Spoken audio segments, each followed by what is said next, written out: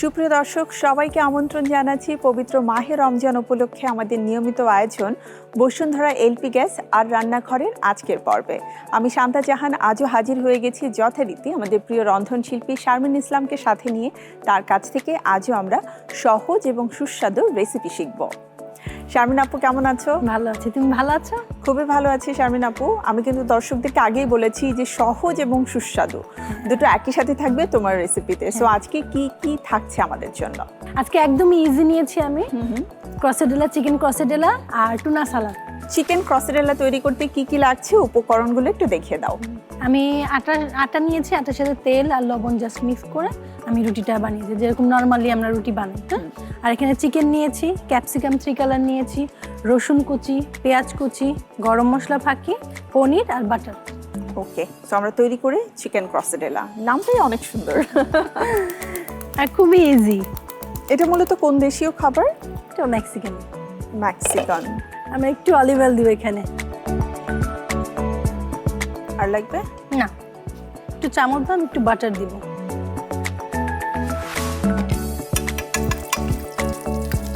এর সাথে আমি একটু গার্লিক দিব ফার্স্টে। এই যে গার্লিকটা দেওয়ার পরে যে এত সুন্দর একটা স্মেল আসে। হ্যাঁ, এই জন্য ফার্স্টে আমি অনিয়ন দেওয়ার আগে গার্লিকটা দিই, মানে এই স্মেলটাতে খাবারের স্বাদ যেমন বাড়িয়ে তোলে, আমার মনে হয় যে রান্না করছে বা যারা খাবার খাওয়ার জন্য অপেক্ষা করে তাদের ক্রেভিংটাও অনেক বাড়িয়ে দেয়। হ্যাঁ, তবে এই যে রসুনটা ছাড়া কিছুক্ষণ পরেই আমার পেঁয়াজটা দিয়ে দেওয়া লাগবে, যেন না পুড়ে যায়। পুড়ে গেলে আবার স্মেলটা থাকে না, সেটা বার্ন হয়ে যায়। চিকেনটা আমি দিয়ে দেবো। চিকেনে আমরা কি কি দিয়েছি? না কিছু না, এখন দিব আমি। এখন জাস্ট হচ্ছে ফ্রেশ চিকেনটা আমরা দিয়ে দিয়েছি, জুলিয়ান কাট করে কাটা। হ্যাঁ,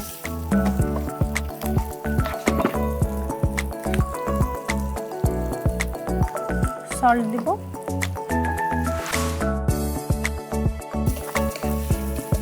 একটু গরম মশলা ফাঁকিটা দিব, একটু অরিগানো নিয়ে আসি।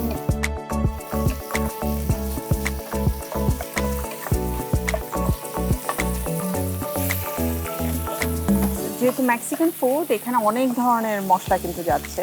হ্যাঁ, এখন তো অনেক ধরনের মশলাই পাওয়া যায় এবং দেশীয় বিভিন্ন ব্র্যান্ড সেগুলোকে মানে একত্রিত করে বাজারে সুন্দরভাবে মানে বোতলজাত করে তারপরে দিচ্ছে। সো এনে প্রিজার্ভ করাটাও কিন্তু অনেক ইজি হয়ে যায়। হ্যাঁ, এবারে কি করব? ক্যাপসিকামটা দিয়ে দিব।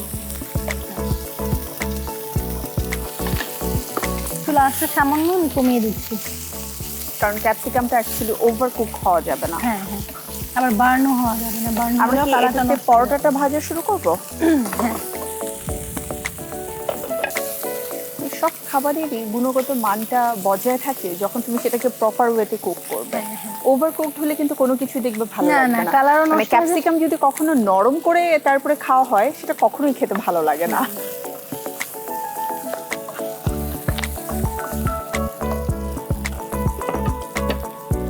আমি সামান্য একটু সয়া সস দিই। এটা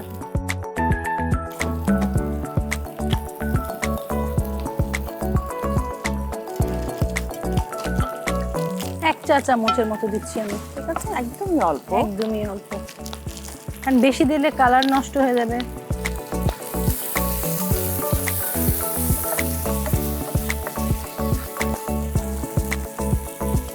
এবং যেহেতু পরিমাণটা অল্প, সো সল্টের ব্যাপারে আমাদেরকে কিন্তু খুব সচেতন থাকতে হবে। আমি এই চুলা নিয়ে নিই। হ্যাঁ, এটা তো চুলার উপরে সবকিছু পরিবেশন করতে হবে। ওইটা কি পুরোটাই চুলার উপরে তৈরি করতে হবে? হ্যাঁ,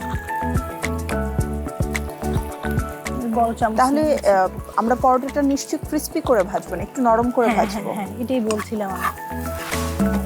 এখন কি করো,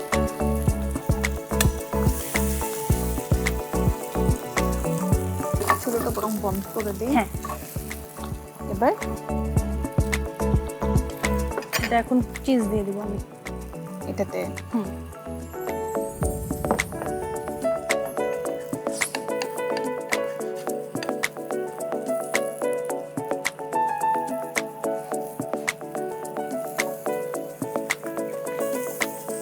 আমরা চাপ দিয়ে দিয়ে ভাজতে হবে, যেন চিজটা সুন্দর করে মেল্ট হয়ে এর সাথে লেগে যায়। ট্রে নিয়ে আসি। সার্ভিং ট্রেটা নিয়ে আসি দিস ওয়ান।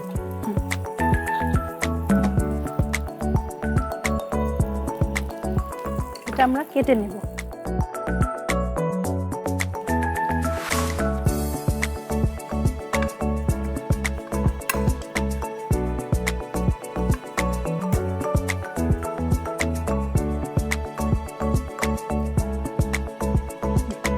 সো এটা অ্যাকচুয়ালি খুব ইজিলি খুবই যে easily। কেউ করে চটজলদি খেয়ে নিতে পারবে। খুবই ভালো লাগলো, মানে এত সহজ অ্যান্ড সিম্পল রেসিপি, বাট মনে হচ্ছে এটা খেতে কোনো অংশেই মনে হবে না যে এত সিম্পলি এটাকে রান্না করা হয়েছে। তো থ্যাংক ইউ শারমিন আপু, বরাবরের মতোই খুবই সহজ এবং অল্প কিছু উপকরণেই তুমি রেসিপি করতে পছন্দ করো সবসময় দেখেছি। Thank you. তোমাকে ধন্যবাদ। তো দর্শক, আমরা দেখে নিলাম কিভাবে তৈরি করতে হয় মজাদার রেসিপি চিকেন ক্রসেডেলা। আপনাদের জন্য এর উপকরণ ও প্রস্তুত প্রণালী দেখিয়ে দিচ্ছি আরও একবার।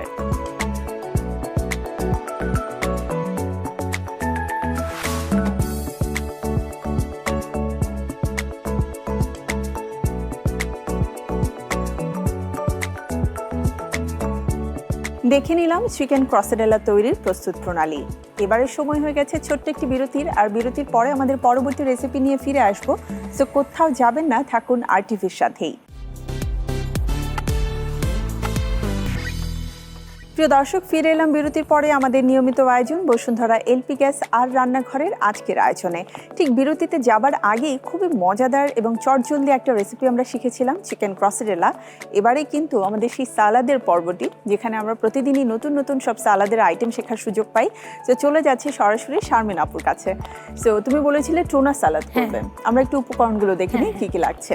আমি 2 কালার বাঁধাকপি নিয়েছি, লেটুস পাতা নিয়েছি, ব্রোকলি নিয়েছি অ্যান্ড টুনা নিয়েছি। আচ্ছা, টুনাটা হচ্ছে ক্যান্টোনা। ক্যান্টোনা, তো চলো আমরা তৈরি করি। তুমি অলিভ অয়েল নাও আর অলিভ অয়েল। অরিগানো আমরা চলে আসি আপু। ঠিক আছে। বাস, আর না ওখানে ফিশেও হালকা একটু তেল আছে। আচ্ছা, অরিগানো দাও। অল্প না বেশি?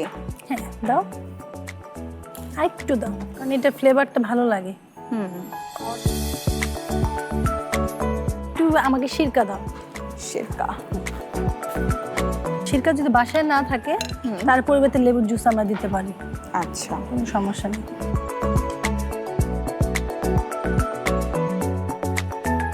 এখন আমরা এক এক করে সব দিয়ে দিব। আগে ব্রোকলি দেই।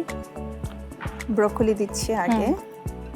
ব্রোকলিটা আমরা হাফ বয়েল করে নিয়েছি। হ্যাঁ, হাফ মানে কালারটা যেন নষ্ট না হয়। জাস্ট আই থিংক এই বয়েলটা হচ্ছে 1.5 থেকে 2 মিনিট ফুটন্ত পানিতে রাখলেই হয়ে যায়। দেন আমরা ফুটন্ত থেকে ঠান্ডা পানিতে আমরা দিব, তাহলে সবজির কালারটা সুন্দর থাকবে। এখন দিয়ে দাও সব এক এক করে। এটা হাফ দিব আমরা।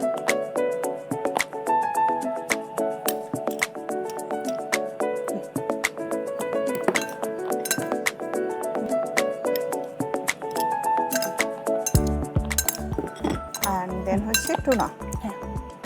পুরোটা দিয়ে দিব। টুনাটা বেশি থাকলে কি সালাডের টেস্ট অনেক বাড়ে এবং খেতেও ভালো লাগে।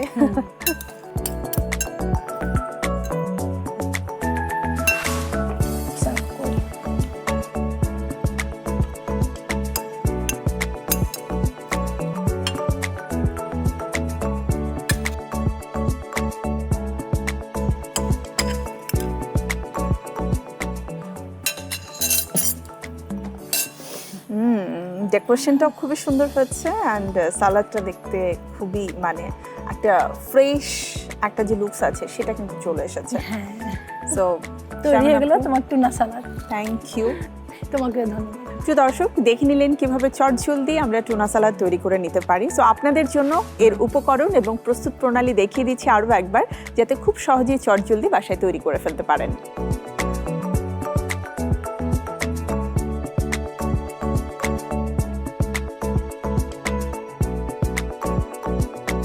দেখে নিলাম মজাদার সুস্বাদু টুনা সালাদ তৈরির প্রস্তুত প্রণালী। নিশ্চয়ই আপনাদের ভালো লেগেছে আমাদের আজকের দুটো রেসিপি, চিকেন ক্রসেডেলা এবং টুনা সালাদ। অবশ্যই বাসায় সবাইকে নিয়ে তৈরি করে খাবেন। আমার মনে হয় এই রমজানে সারাদিন রোজা রাখার পরে খুব চটজলদি মজাদার রেসিপি এর চাইতে সহজ আর হতে পারে না। সো এমন আরও অনেক সহজ রেসিপি নিয়ে আমি আমাদের নিয়মিত আয়োজনে অবশ্যই ফিরে আসব। সেই পর্যন্ত আপনারা সবাই ভালো থাকবেন, সুস্থ থাকবেন RTVর সাথে, আর চোখ রাখবেন আমাদের আয়োজন বসুন্ধরা এলপি গ্যাস আর রান্নাঘরের প্রতিটি এপিসোডে। আল্লাহ হাফেজ।